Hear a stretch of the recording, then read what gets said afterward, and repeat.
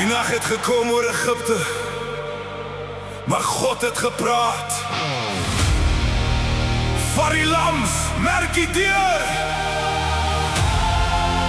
want verlossing is naby.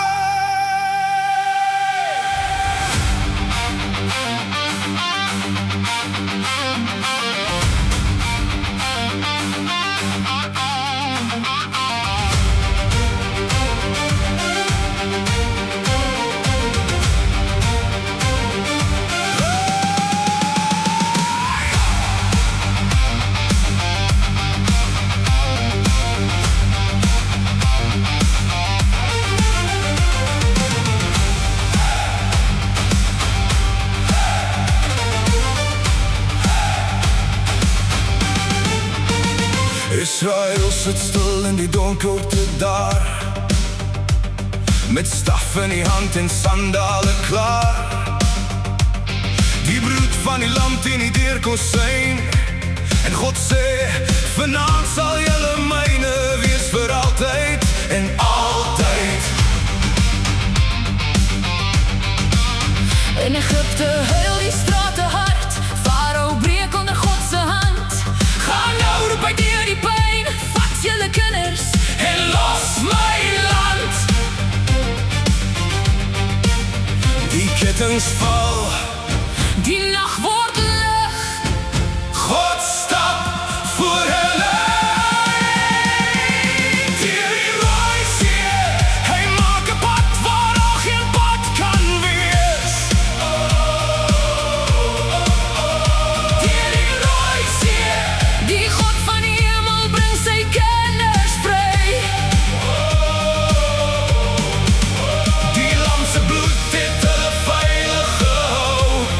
Nou sing die volk, Ons God is groot.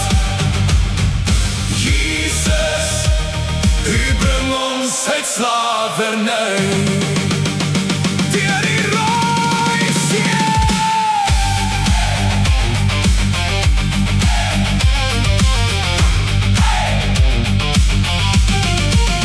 Die waters wyk, ons koning leef.